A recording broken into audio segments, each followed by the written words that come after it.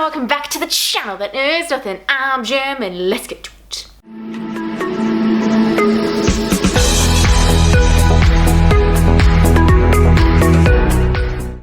So today we're diving on into the Goodreads was wrong book tag. So let's go. I feel like things are about to get controversial and I'm kind of loving it and hating it at the same time, so Question number 1 in this tag is, what is the highest rated book that you gave a low rating to?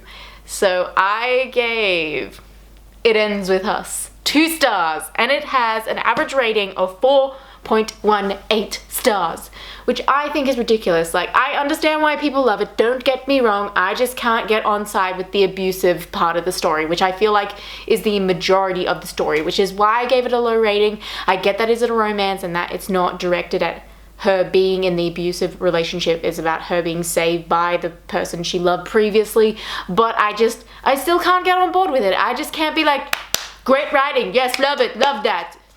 Get on board for abuse? No thank you. Question number 2 in this tag is, what is a low rating book that you gave a high rating? And is what I see, it's by Brooklyn Beckham. It's about, like, it's basically a journal and photography, and I kind of enjoyed it, and like, people gave it a low rating. People gave it a it has an average of 2.57 stars, and I gave it 4 stars, which makes me seem like I'm overcompensating for something, but I just really liked his photography. It's like one of those like coffee table books that I really enjoy having around just for the aesthetic value. I don't get why people really didn't like it, but you know what? Each to their own. Question number 3 in this tag is, what is a popular book that you disagree with the average rating for? And I have picked Harry Potter and the Order of the Phoenix. I gave it 2 stars and it has an average of 4.50 stars, which I just think is ridiculous. It's probably like my least favorite Harry Potter book. Like, I get that a lot is happening in it and it's like, you know, a bit more mature themes are happening, and I love the first half of that book. So solid. First like half, like third of the book, really great. I really like it, but I just don't know. Every time I've read it as well, like, I haven't like actually listened to it, so maybe it's a bit more bearable when you listen to it, but I have found it unbearable when I'm reading it, just because I feel like it takes forever to get to the point. I'm like, yeah. I'm like, when they're going through the ministry, that feels like I want to pull my eyeballs out. Like, I know it's probably everyone's favorite part, but I'm just like, I know what happens. Can't we just get to the trauma instead? I'm sick of going through all these rooms. Why are there brains? Number 4 in this tag is, what is the least popular book that you disagree with the average rating for? And that is Carmilla, which is like, it's the book version of the web series on YouTube, which sounds like a mouthful and really weird, but also it was so much fun to see it in a different format rather than watching it. I was like listening to it and I loved it. It was so good. I really enjoyed the web series. Like, if you haven't seen it, it's still up on YouTube. It's still like fun. It was like, feels like it took place ages ago. I don't even remember when it came out, but I remember like a little queer Becky was so freaking happy.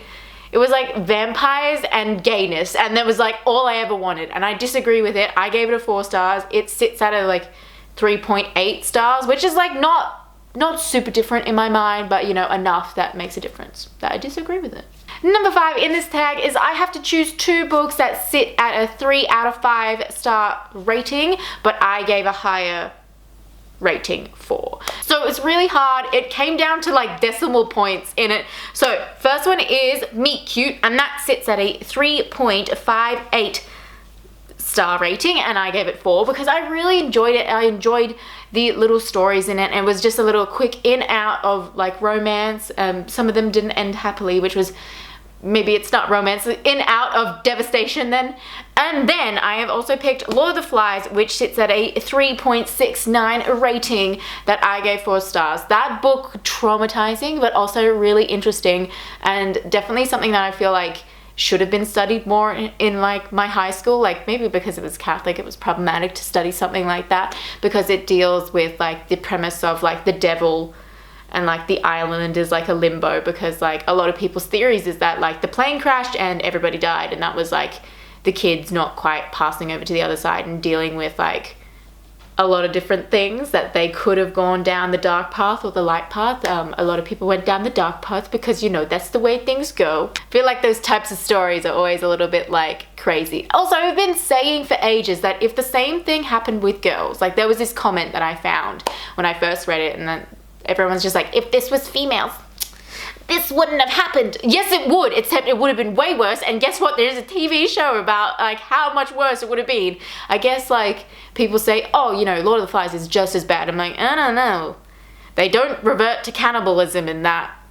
Number 6 in this tag is I have to choose 2 books that sit at a 3 out of 5 star rating that I gave a lower score to. So the first one is Melt With You. I gave it 2 stars and it sits at a 3.48 star rating. I really wanted to like this book, but it felt like most of the stuff that happened in it could have been solved by a simple conversation, which why it is like probably fits in like the contemporary genre so well, because this happens in like day-to-day life. People just like, I don't want to fix anything because like I could have a simple conversation with someone and everyone, you know, everything would be worked out, but I'm too stubborn. So that was like that book.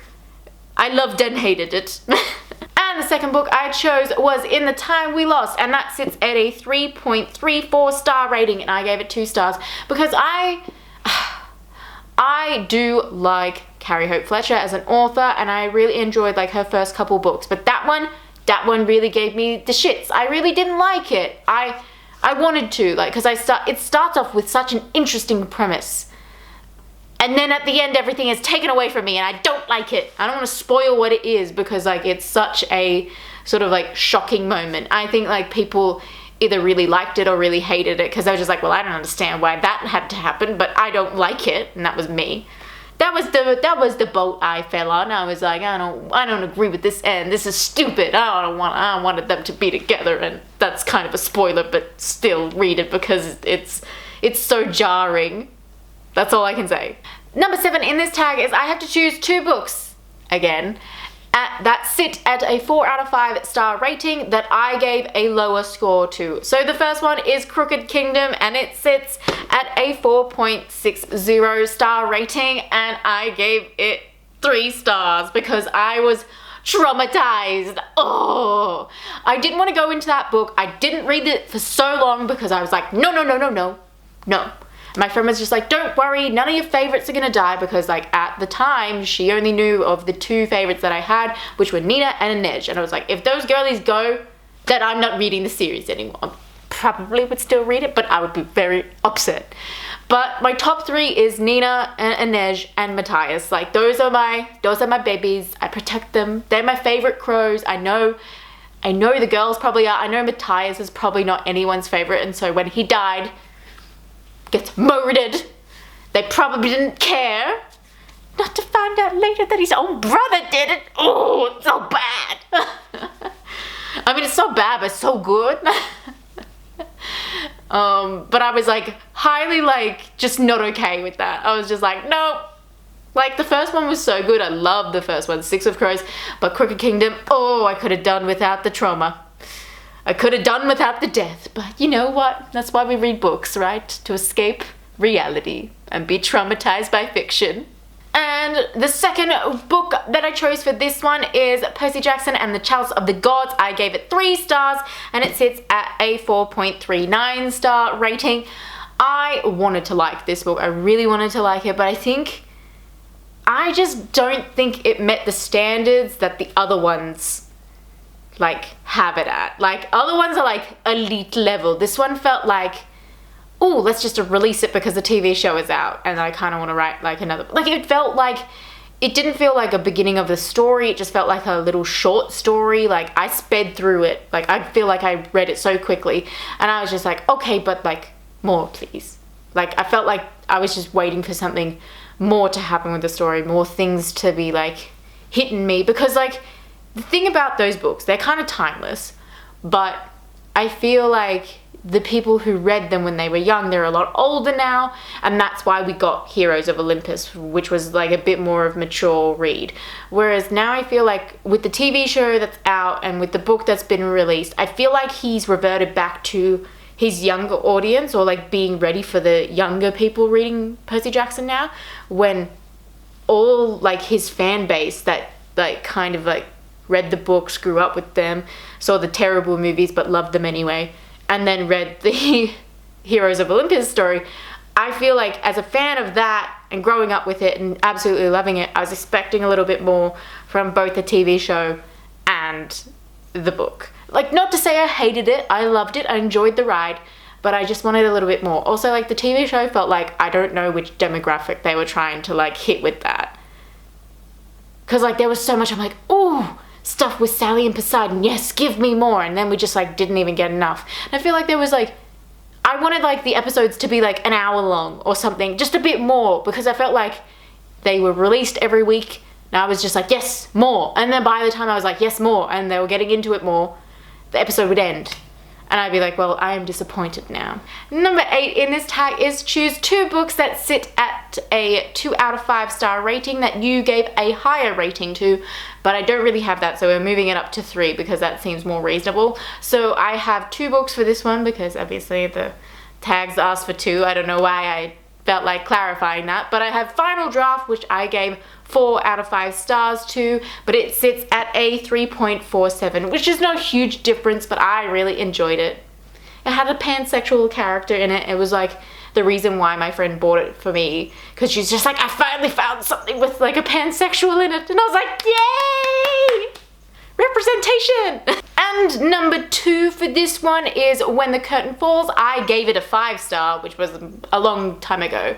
I don't tend to give things 5 stars anymore because I'm just like, was it that amazing? I have doubts, you know, second guess myself, but it normally sits at a 3.68, or is it 5.8? I can't read my own handwriting, but I gave it a massive high rating. A massively high rating, 5 stars, oh my god. Anyway, that was a Carrie Hope Fletcher book, so it's proving my point. She is a good writer. So question number 9 in this tag, which is the longest question in the frickin' world, is do you tend to agree or disagree with Goodreads' average rating? And do you use Goodreads as a guide for books you want to read? So it's a bit like yes and no. I kind of don't trust the rating as a guide for me. I'm just like, oh, I'll have a look, I'll put it on my want to read list and go from there. And like then it's all about what I think about the book is. And sometimes I'll read through to see if people who write the big chunky like paragraphs, I read through those to see if they agree or disagree with me. Although that can be like a double-edged sword, because if you haven't read the book, you might find spoilers, and that might have happened to me last year by accident. So, you know, things like that happen. You gotta be careful. Goodreads can be a dangerous place. It's a dark hole and you don't want to go there. Anyway guys, that's all I've got for you today. Please like, subscribe, because that is always nice, and I'll see you next time. Goodbye.